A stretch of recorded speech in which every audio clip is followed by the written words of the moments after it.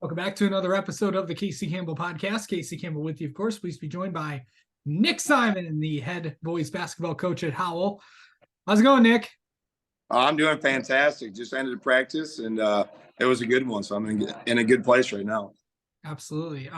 So just kind of talk about this group of guys you got, team set. You don't really lose a lot of guys from last year, unlike the previous year. But what's that been like? Just having a lot of experience back. Well, it's really, really nice having a lot of guys that played a lot of minutes back. The year before, starting last year, we did not have a lot of guys that had experience returning. And we do lose a couple of really key pieces, and TJ Fishhaber and Logan Lepic and Eric Patilla and John Klask. They're all got a lot of minutes for us, but we also return 5 or 6 guys that got minutes last year too. So it's nice having some of that experience back, and it's translated to practice too, guys knowing what the expectations are like in practice too. All right, so just talk about some of those guys that are going to be back for the Highlanders this year. So, Jalen Hicks, point guard. It's always nice to have your point guard coming back. He's put on probably 10 pounds of muscle or so, and is really a dynamic athlete and has great vision. And then Andrew Weber on the wing is a knockdown shooter who has really, really coming into his own offensively and defensively. And then Danny Hampton, who was a freshman last year and played a lot of minutes for a freshman on varsity. You can just tell his maturation over the last year and stuff like that too. And Cooper Eckerly has been such a good leader for us as a junior, coming back from being a sophomore on varsity. He's been our team leader defensively. So, we have a lot of guys that have done a lot of really good things for us. And then Kurt Dell, who's just been, go all the time as far as working, and has really improved his jump shot. Yeah, for sure. So let's talk about this. Obviously I talked to a few other of the coaches in the division. It seems like what do you think about the division this year? It's incredibly well coached every year. So, I think Northville lost a couple guys that were standout players, but Todd does such a good job every year that, obviously I'm sure he would like to have those guys, but they're going to be tough. And then Heartland and Brighton being our rivals, those games are always battles. And Canton's been at the top of the division the whole time I've been at Howell. And Novi and Salem and Plymouth are all in really good places with the coaches they have. So it's a very, very, very tough division. It's not the same as playing like in the inner city Detroit or some on the west side, but the coaching is so darn good that you got to do a lot of things right to win games. Okay, non-conference opponents, and as you always do every year, you have a pretty stacked schedule non-conference wise to get these guys going.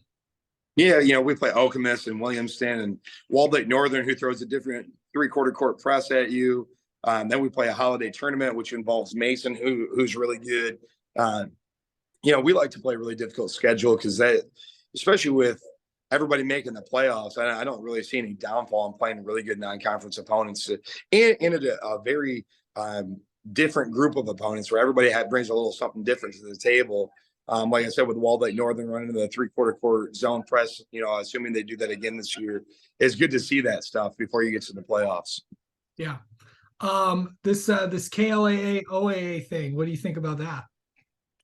I like it. Throw something different in. We don't play those teams all that often, so I always like seeing teams we don't play often, just to get different looks. You know what I mean? It kind of shows what maybe our stuff will look like against a team that doesn't know us as well, and how well our guys can adapt to something that we're not going to know as well. So I think there's a huge benefit to it. Who do you guys remind me who you guys have? Who's coming? I believe it's Troy Athens. Yes, I always get Troy and Troy Athens mixed up, but I'm pretty sure it's Athens. It is Athens, I do believe. Yes. That looks familiar. So obviously, that's a change, but another big change this year. I've asked a lot of coaches about this, but the one-on-one fouls are gone this year. I've gotten a lot. It's been interesting to hear what everyone thinks about it, but what are your thoughts about that? I'm a really big fan of the fouls resetting each quarter. That I'm a huge proponent of. You're going to have a bad quarter where kids are just in a bad place, or you have a weird rotation that quarter. and then it's going to carry through the whole half, I think was always tough. So I like the resetting of the fouls each quarter. I think it's going to change end of game scenarios a decent amount.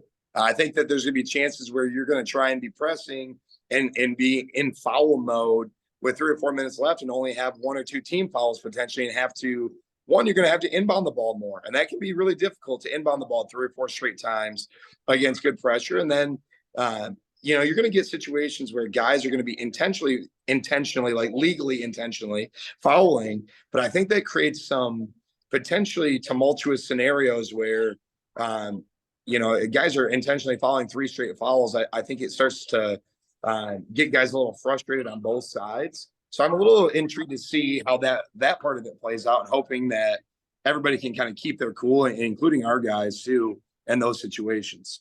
Absolutely. Yeah.